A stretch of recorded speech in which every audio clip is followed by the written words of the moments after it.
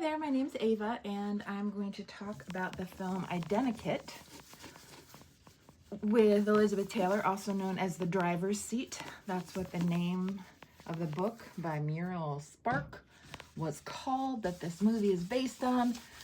It was made in 1974, and it's a crazy, weird, arty Italian movie. I watched it on Canopy. So, I'm also cleaning the bathroom, by the way. We gotta multitask. We're busy people. And if you're not in the mood for a weird, slow Italian movie, it's in English, all dubbed, by the way. Tons of ADR. I don't recommend it, but I didn't know I was in the mood for it, and I was. It's kind of a mood, you know? It puts you in a weird headspace. So if you're in looking for an adventure like that, I highly recommend Identikit on Canopy. You might even be able to watch it on YouTube. I don't know. At least there are clips around. Like, there's this amazing quote. I'll see if I can find it somehow. When Liz Taylor says, "When I diet, I diet. When I orgasm, I orgasm. I don't mix the two cultures." Ah, Liz. So, let's see, 1974. How old was Liz at this point? I think she was in her early 40s, maybe? So not that old, but in Hollywood terms, she was ancient. And here she is doing this movie with an Italian director that is weird. She's wearing this crazy, like, 70s Pucci dress. And we don't know basically what's happening. The timeline's all screwed up. It's this middle-aged woman who is unmarried, and we don't know much about her life. She goes from Copenhagen to Rome, and she talks to a friend and says she's going on a vacation and she's meeting someone. That's all we know. And all sorts of weird stuff happens. And you have no idea where it's leading or what it's about, but the film is shot beautifully. It's the 70s, so that's a lovely mood. And interesting things happen. So I just was 100% like, what the hell is going on? I want to find out. So I watched it with my sister and my movie watching partner, my sister, and we were both enthralled. It really picks up when she gets on the plane going to Rome, and the guy next to her is this obnoxious British guy who's just like, "I'm on a macrobiotic diet. Hi, honey." And she's like, "You look like the wolf who wants to eat Little Red Riding Hood." And he thinks that's hilarious. Liz, you know, I just read a biography of her, and she's fascinating. What a woman, what a life. You know, a Hollywood legend. So that was partially why I watched this. I've been watching a lot of her movies. We just watched Butterfield 8, another really good film I highly recommend. But that was, you know, when she was younger and her sexual powers. Again, another weirdo movie.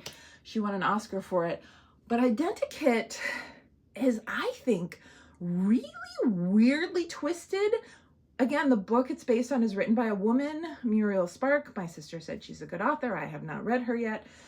I think it's about, like, female rage and about what it's like to live in a female body. I am going to have some spoilers here. So if you have not seen the movie, do not watch this video. Go watch the movie.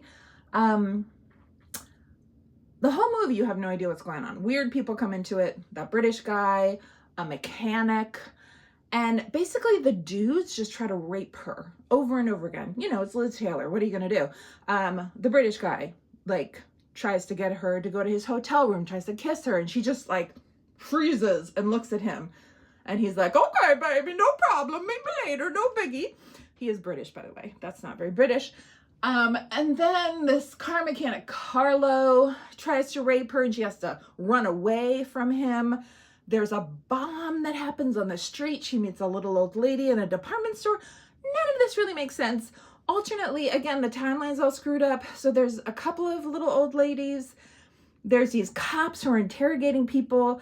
There's this quiet British guy on the plane who runs away from her, and we're like, what is that all about?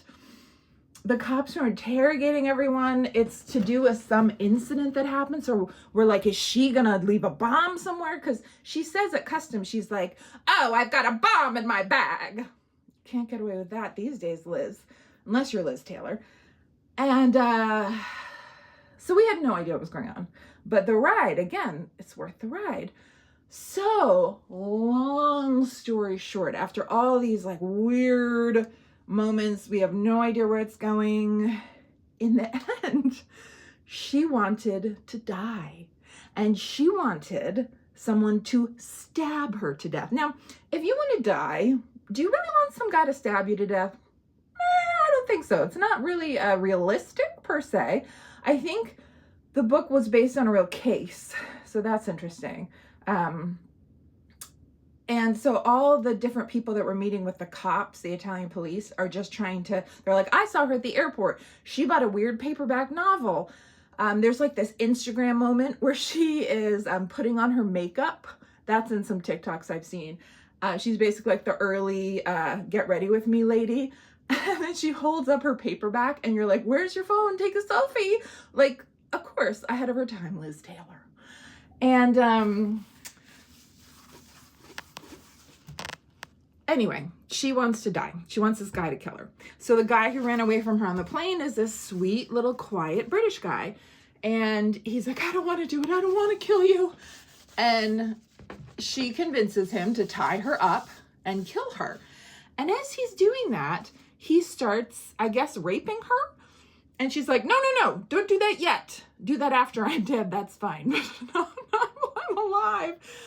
And according to some reviews I read, he just did it anyway, and it was her shitty luck to choose as the nice guy who was going to stab her to death. He also happened to be a murderer and a rapist. I'm not really sure if that's accurate, but it's pretty weird, and that's how it ends. What I thought was memorable about it was, again, the mood. You know, it's this very sort of intimate feeling because the whole film is dubbed, which I guess was a thing they did in the 70s in Italy. There's also Andy Warhol, 2 cameos. You see Andy Warhol twice being like a British lord, totally weird, random. Again, the whole movie's weird, random. But I like the mood. I love the look of it. And Liz Taylor is a very compelling actress. Just seeing her, you know, we saw her as a child in National Velvet. We saw her as a beautiful young woman in so many films. Cat on a Hot Tin Roof. Giant. And then to see her aging in this film and trying to figure out where she stands. Like, she was only 33 when she did Who's Afraid of Virginia Woolf. They aged her for that. So to actually see her aging and to be in her early 40s and navigating life and all these men who are trying to manipulate her and rape her and aggress her, and she is just sort of trying to exist. We don't know much about her. She kind of makes out with herself on the hotel bed. And she also says to an airport person who tries to frisk her, I don't like to be touched. Make with that what you will. I mean, I don't know. We don't know a lot about her. But she wanted some guy to stab her to death. And she didn't want to be raped. And it looked like that happened. And that's tragic. But again, it's also weird. Who knows? But I do recommend this movie, Identikit, 1974. I was 1 year old when this came out. And if you like Italian movies, if you like Liz Taylor, if you like weird moods, I recommend this film. And if I can, I'm going to add some little clips from it in here because, wow, what a movie. All right, I'm going to finish cleaning the bathroom.